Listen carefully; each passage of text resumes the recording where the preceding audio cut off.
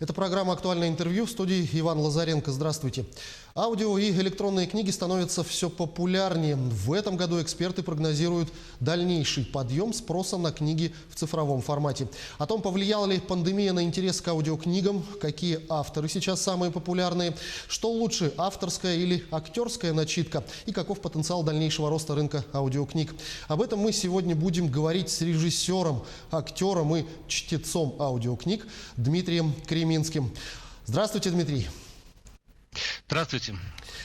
Для начала вот такой вопрос. Вы в свое время создавали очень популярные в 80-е годы радиоспектакли с такими известными актерами, как Армен Джигарханян, Валентин Гафта и другими. Жив ли сейчас жанр радиотеатра и возможно ли его возрождение? Конечно, жанр жив. Не в таком объеме, как это было, как вы сказали, в 80-е, хотя я создавал свои радиоспектакли с начала 2000-х годов и по сегодняшний день. Но по финансовым соображениям, по финансовым условиям сейчас это становится достаточно затратным, это стало менее массовым. Но я верю в то, что рано или поздно радиотеатр возродится, потому что спрос на него огромный. Это подтверждает моя практика. Эксперты сейчас отмечают очень большой спрос на аудиокниги. На ваш взгляд, в чем кроется их популярность и можно ли говорить о том, что пандемия повлияла на этот повышенный интерес? Такой культурный феномен, как аудиокниги, сложился достаточно стихийно несколько лет назад. В первую очередь с тем, что такой носитель, как компакт-диски, ушел в небытие. Затем стала дешевле аппаратура, и воспроизводящая, и записывающая. Плюс изменился, собственно, порядок жизни, скажем так, у всех людей. Можно параллельно, работая дома за компьютером, включить какую-то аудиокнигу в наушники или через колонки послушать.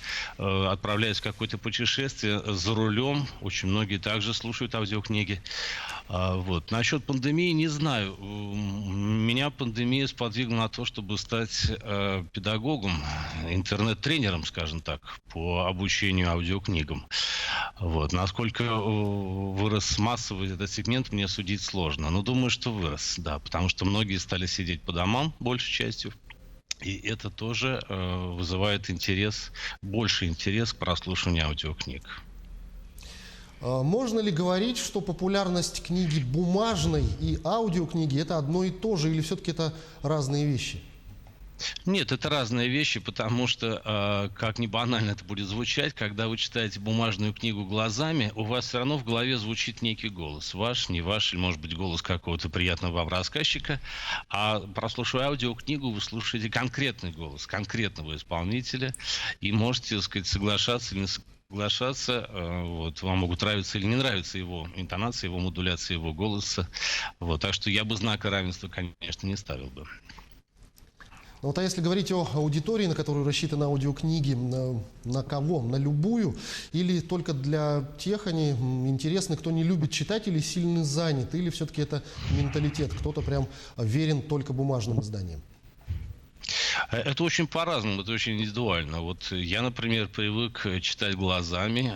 Не скажу, что я читаю только бумажные книги, иногда читаю электронные книги, которые можно читать глазами. Что касается аудиокниг, я лично предпочитаю слушать радиоспектакли. Старую советскую школу.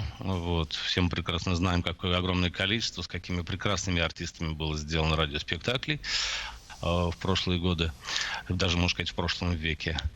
Так что я лично, аудиокниги слушаю меньше. А если взять тексты для чтения, они как-то адаптируются для аудиокниг, редактируются или прям буква в букву, слово в слово? Обязательно адаптируются, но дело здесь не в прямом слепом следовании тому, что написано, а, во-первых, в первую очередь проверяются, редактируются все ударения. Потому что это целая, огромная проблема, как правильно ударять на те или иные слоги в тех или иных словах. Потому что мы в быту привыкли, допустим, говорить мусоропровод, да, а верное ударение, мусоропровод, да, верное ударение мусоропровод, или, скажем, гофрированный, это правильное ударение, да, на букву О, и так далее, и так далее. Сначала проверяется это все, чтобы на слух не было никаких ошибок у чтеца в ударениях. Вот. И я всегда рекомендую, сам в практике этим пользуюсь, конечно же, проанализировать материал максимально досконально, придумать персонажей, дать им какие-то индивидуальные характеристики, индивидуальные звуковые, голосовые какие-то звучания, вот, для того, чтобы был не ослабевающий слушательский интерес к тому, что начитывает аудиочтец. Но вот вы как чтец, как относитесь к авторским читкам, когда текст начитывает сам автор, и вообще как много у нас авторов занимаются подобным? Ну, я лично знаком, скажем, с Диной Ильиничной Рубиной. Она начитывает собственный материал сама. Вот. И когда я спросил, почему вы берете на себя это такое нелегкое дело, она ответила, что, в общем-то, я боюсь искажения замысла. Вот. Авторам кажется, что в интерпретации профессиональных или непрофессиональных чтецов могут прозвучать какие-то искажения того, что они задумывали. Дина Ильинична начитывает. Я знаю, что Дмитрий Быков начитывает. Вот больше не скажу, чтобы кто-то, я слышал, чтобы кто-то из авторов регулярно начитывал собственные произведения. Я лично-то считаю, что каждый должен заниматься своим делом, потому что все-таки аудиочтецы и профессиональные артисты, да, люди, которые умеют это делать и минимально искажать замысел, честно вам скажу, я даже не знаю, как можно исказить замысел, за счет чего. Мы же не представляем, да, ни буквы, ни предложения, когда начитываем аудиокниги, мы идем за волей автора. Ну, а можно ли говорить о том, что на успех аудиокниги оказывает сильное влияние именно чтец, который читает текст, особенно если это известный артист? Конечно, это яркая индивидуальность. Конечно, вы можете для сравнения взять, послушать какие-нибудь известные классические произведения Гоголя, Пушкина или Чехова в разных интерпретациях и сравнить. Все это сродни театру, настоящему театру на сцене. Вы можете, так сказать, посмотреть спектакль в родном городе или посмотреть спектакль, сделанный по той же самой пьесе, скажем, гастрольного коллектива. Вот. И это будут два разных спектакля, хотя поставлены по одному и тому же произведению. Так что, естественно, от интерпретатора зависит очень многое. Но я знаю, что вы сами занимаетесь созданием книг. В каком амплуа больше нравится выступать? В качестве режиссера или чтеца? И работа над какими книгами больше нравится? Мне, конечно же, по профессии, я закончил учительское училище в свое время, конечно же, мне очень нравится выступать в роли режиссера. Но, как я уже сказал выше, сейчас радиотеатр переживает не самые лучшие времена, даже на профильных радиостанциях, таких как Радио России или Радио Культура. Гораздо меньше стал объем производства радиоспектаклей. Вернулись к такому формату, как художественное чтение, когда один артист работает без музыки, без шумов и так далее. Ну, то есть то, что сродни аудиокниге. Вот. И как аудиочтецу мне достается тоже материал, но, знаете, с недавнего времени я начитываю то, что называется non-fiction, то есть невыдуманная литература, не беллетристика, это мне как-то ближе.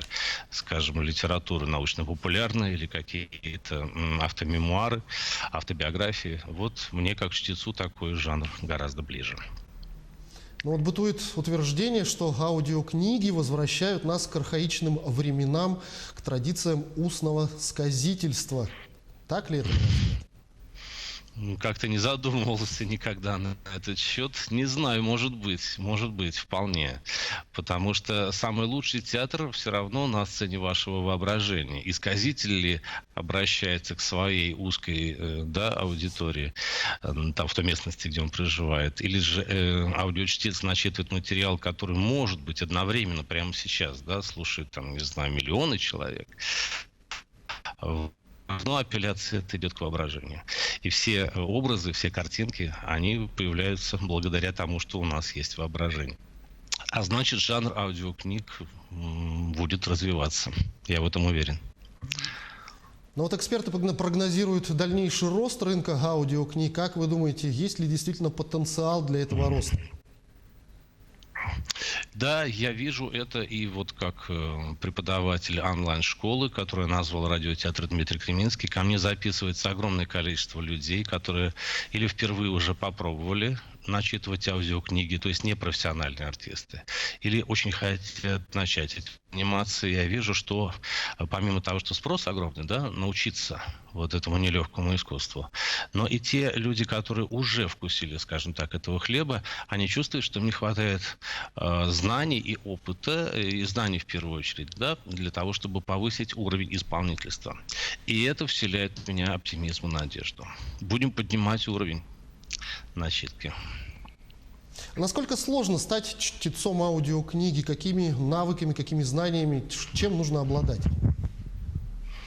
Ну, в первую очередь, конечно же, нужно обладать достаточно внятным, скажем так, речевым аппаратом, потому что в создании звука, помимо того, что есть природный тембр, да, участвуют, ну и связки, естественно, надо разрабатывать определенные есть системы и методики, развивать дыхание. Надо уметь создавать точный, так сказать, полезный такой сигнал воздушным столбом из диафрагмы. Тоже понимать, как это делается. Для этого есть ряд упражнений. Следить за тем, как работают ваши губы, артикулируют, как работают зубы и так далее, и так далее. Как работают ваши резонаторы. То есть комплекс знаний достаточно огромный. Просто так взять и красиво начитать какой-то текст, это не является аудиокнигой. Это является таким, в общем, любительским исполнением. Вот. И вряд ли это можно назвать профессиональным, замечательным, замечательной интерпретацией какого-либо художественного или нехудожественного текста. Так что это достаточно сложно. Дмитрий, я благодарю вас за беседу. Спасибо, что нашли время, ответили на наши вопросы. Всего вам доброго. И вам спасибо. До свидания. Это была программа «Актуальное интервью». На том, какое место в нашей жизни занимают аудиокниги, мы разговаривали сегодня с режиссером, актером и чтецом аудиокниг Дмитрием Креминским. До встречи в эфире.